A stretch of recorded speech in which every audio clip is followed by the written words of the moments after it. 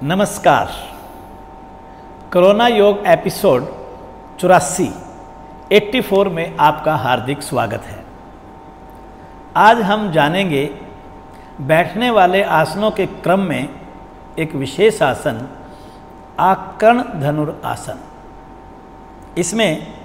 इसको आकर्ण धनुरासन क्यों कहते हैं, इसके करने की विधि क्या है, इसकी सावधानी और लाभ क्या है।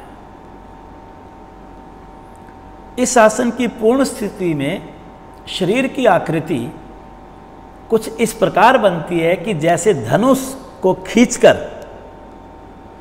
उस और बाण को छोड़ने की क्रिया के समान, अतः इसे आकर्ण धनुरासन कहा जाता है। इस आसन को कैसे किया जाता है, आइए हम समझें। दोनों पैरों को आगे पहले फैला लें, एड़ी पंजे मिलाएं, पंजों को ताने, धड़ वाले भाग को, गर्दन और सर को बिल्कुल सीधा करके बैठें। अब ये देखिए, बाईं टांग को मोड़ा और टखने के पास से घुटने से ऊपर जंघा वाले भाग पर रख दिया, वो पंजा तना रहेगा। अब दाएं हाथ से बाएं पैर का और बाएं हाथ से दाएं पैर का अंगूठा पकड़ना है, लेकिन पकड़ने से पहले साधक को ध्यान देना है कि हम ऐसे पकड़ लेते हैं, नहीं, हमें अंगूठा और उंगली को ऐसे मिलाकर एक छल्ला बनाना है और छल्ले को उल्ट देना है ऐसे, और ऐसे ही दूसरे पैर के अंगूठे को पकड़ना है। आगे ऐसे नहीं झुकना, कमर को सीधा रखना है और पश्चात श्वास भरते हुए बाएं पैर के अंगूठे को दाएं कान के पास लाना है। अभी आप देखेंगे, जितना नज़दीक ला सकते हैं आप उतना नज़दीक अपनी क्षमता के अनुसार लाने का प्रयास करें, तभी इस आसन का पूरा प्रभाव आपको मिल पाएगा। ये देखिए,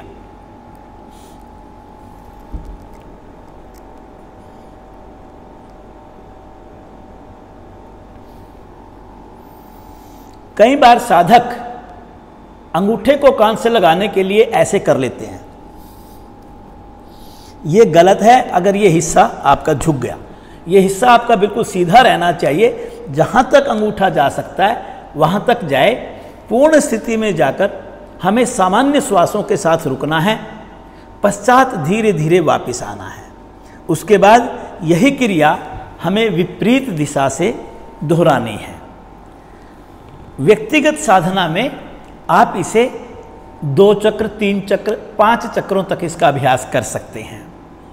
यह आसन किसको नहीं करना चाहिए? जिसको फ्रोजन शोल्डर की प्रॉब्लम है, वह प्रारंभिक अवस्था में जब तक उस वेदना से बाहर ना आ जाए, उस दोष से बाहर ना आ जाए, तब तक इस आसन का उसे अभ्यास नहीं करना चाहिए। अगर रीढ़ में तीव्र वेदना है तो भी इस आसन का अभ्यास ना करें। जैसे दोष मुक्त हो जाएं, पश्चात आप इस आसन का अभ्यास कर सकते हैं। इस आसन के लाभ क्या है, आइए वो देखें। हमारा टखना, पिंडली, जंघा, पीठ और कंधे ये हमारे बलिष्ठ बनते हैं, पुष्ट बनते हैं इस आसन के करने से। हमारे सभी पाचक अवयव और निष्कासन अंग भी इस आसन के करने से प्रभाव में आते हैं।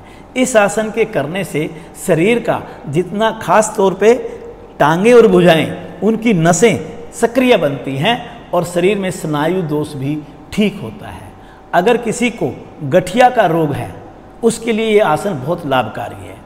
अगर किसी को पैरालिसिस की शिकायत हुई है, उससे आसन पूरा नहीं लगेगा, लेकिन वो धीरे धीरे अगर इस आसन का अभ्यास करेगा तो उनको भी इस आसन के करने से लाभ होगा। आप प्रतिदिन आकर्ण धनुरासन का अभ्यास कीजिए और स्वस्थ रहिए। इसी के साथ आपका बहुत बहुत धन्यवाद।